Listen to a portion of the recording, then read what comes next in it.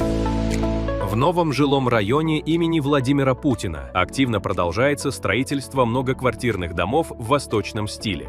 Завершается отделка фасадов и установка лифтов, а также благоустройство территории. На других участках возводятся каркасы зданий, многие из которых уже превышают 10-11 этажей.